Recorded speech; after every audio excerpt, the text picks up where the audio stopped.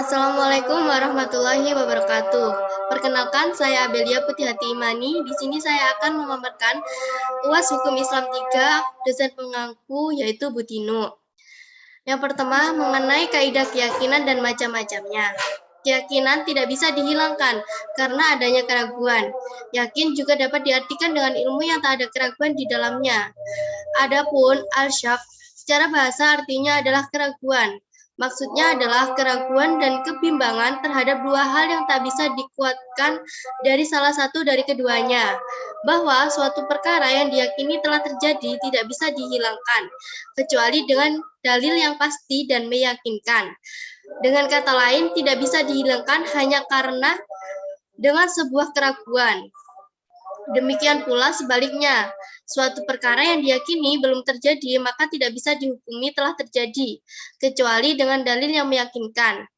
Contoh, terjadi perselisihan antara penjual dan pembeli. Pembeli ingin mengembalikan barangnya dan berkata bahwa barang tersebut seharga 15.000. Sedangkan si penjual berkata harga tersebut 20.000. Maka yang dianggap yakin adalah harga penjual. Yang kedua, jelaskan dengan contoh berkaitan dengan kaidah kesukaran atau kesulitan. Kesukaran atau kesulitan itu dapat mendatangkan atau menarik kemudahan. Hukum-hukum yang dalam penerapannya menimbulkan kesulitan dan kesukaran bagi mukallaf, maka syariah meringankan sehingga mukallaf mampu melaksanakannya tanpa kesulitan atau kesukaran. Contohnya, seseorang yang meminjam barang kepunyaan orang yang dikenalnya, kemudian barang tersebut telah rusak atau hilang sehingga tidak mungkin dikembalikan kepada pemiliknya. Ukurannya atau diganti dengan harga barang tersebut dengan harga di pasaran. Yang ketiga, melihat kondisi Indonesia yang beraneka ragam dan berbagai macam adat kebiasaan serta suku-suku yang ada di Indonesia, maka bagaimanakah penerapan mengenai konsep kaidah adat dan macam-macamnya, serta berikan contohnya. Adat berarti kebiasaan atau tradisi masyarakat yang dilakukan berulang kali secara turun-temurun. Al-adah diambil dari kata al-aud atau al-muawadah, yang artinya berulang. Permasalahan ini tidak terlepaskan dari teori urf dalam usul fiqh. Urf berasal dari bahasa Arab, yang diartikan sesuatu yang dikenal, sedangkan kata adat juga berasal dari bahasa Arab, yang mengandung arti pengulangan peristiwa. Dilihat dari segi materi terbagi menjadi dua, yaitu al-urf al-amali atau al-urf al-fi'ili, yaitu al-urf dalam bentuk perbuatan, misalnya kebiasaan masyarakat dalam melakukan jual beli barang yang murah seperti garam, gula, cabai, dan lain-lain, hanya menerima barang dan menyerahkannya tanpa ada mengucapkan ijab qabul. Al-urf al-qauli, yaitu urf dalam bentuk perkataan, misalnya kebiasaan masyarakat yang tidak menggunakan kata lahm pada jenis ikan.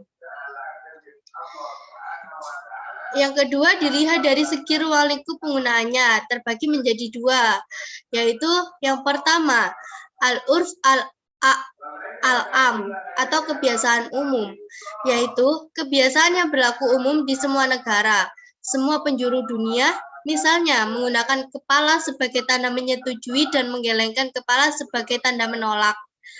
Yang kedua, al-urf al-khas atau kebiasaan khusus, yaitu kebiasaan yang berlaku hanya di suatu negara tertentu, daerah tertentu, atau golongan tertentu. Misalnya, menarik garis keturunan dari pihak ibu atau matrilineal pada adat Minangkabau, dan pada adat Batak menarik garis keturunan dari pihak ayah. Yang ketiga, dari segi penerimaan syarok terhadap urf terbagi dua, yaitu yang pertama, adat yang baik atau urf sahih yang sudah diterima oleh syarok dan tidak berbenturan agama, misalnya menyuguhkan minum-minuman dan makanan atau hidangan pada saat walimatul arsh. Yang kedua, adat yang buruk atau urf fasid, yaitu urf pada kebiasaan yang berlaku, namun menyalahi aturan-aturan agama, misalnya menyuguhkan minuman keras pada saat walimatul urs. Yang keempat, metode ijtihad dalam menentukan sebuah hukum Islam dalam hukum memiliki beberapa konsep, yakni yang pertama ada konsep ijma. Ijma atau ijma berasal dari bahasa Arab, ijma, yang berarti konsensus. Istilah ini berasal dari kata ajma, yang artinya menyepakati.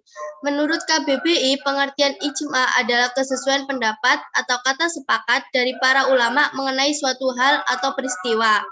Contohnya, yang pertama, diadakannya azan dan iqamah 2 kali di sholat Jumat dan mulai ditetapkan pada masa kepemimpinan Utsman bin Affan. Yang kedua, kesepakatan para ulama atas diharamkannya minyak babi. Yang ketiga, menjadikan as-sunnah sebagai sumber hukum Islam yang kedua setelah Al-Quran. Selanjutnya ada konsep qiyas. Qiyas secara bahasa merupakan tindakan mengukur sesuatu atau sesuatu lainnya dan kemudian disamakan. Secara istilah, qiyas adalah menetapkan hukum terhadap suatu perbuatan yang belum ada ketentuannya dan didasarkan pada suatu yang sudah ada ketentuannya. Contohnya, yang pertama, menentukan narkotika sebagai barang khamar atau minuman yang memabukkan. Yang kedua, sewa menyewa ketika azan sholat Jumat memiliki hukum makruh. Yang ketiga, masalah haji pada saat badal haji dan juga larangan potong bulu dan kuku. Konsep selanjutnya ada konsep istihsan. Menurut bahasa, istihsan adalah menganggap baik atau mencari yang baik. Tindakan meninggalkan satu hukum kepada hukum lainnya disebabkan karena suatu hukum syara' yang mengharuskan meninggalkannya. Contohnya, yang pertama, jika seseorang telah mewakafkan sebidang tanah, maka hak pengairan dan hak lalu lintas pada tanah itu ikut terbawa karena diniaskan dengan menyewakan. Yang kedua, Nabi melarang menjual sesuatu yang belum ada. Dalam hal ini termasuk ijarah, musaqah, muzaroah, dan lain-lain. Tetapi karena masyarakat membutuhkannya, maka dimungkinkan. Yang ketiga, kasus pemandian umum. Menurut kaidah umum, jasa pemandian umum itu harus jelas, yaitu beberapa lama seseorang harus sampai dan beberapa tetes air yang dipakai. Konsep selanjutnya ada konsep istishab. Istishab dalam Islam merupakan upaya mendekatkan satu peristiwa dengan peristiwa lainnya, sehingga keduanya dinilai sama hukumnya. Konsep istishab sebagai metode hukum mengandung 3 unsur pokok, yakni waktu, ketetapan, dan dalil. Contohnya, yang pertama, dalam hukum pidana, konsep istishab sangat rawan dengan asas praduga tak bersalah. Yang kedua, dalam hukum perdata, berlaku dalam bidang perekatan ekonomi bahwa pada dasarnya setiap orang bebas dari segala tanggungan berupa kewajiban perdata. Yang terakhir, yang ketiga, praktik nikah siri dianggap tidak pernah. Sekian dari saya, terima kasih. Apabila ada salah kata, mohon dimaklumi. Wassalamualaikum warahmatullahi wabarakatuh.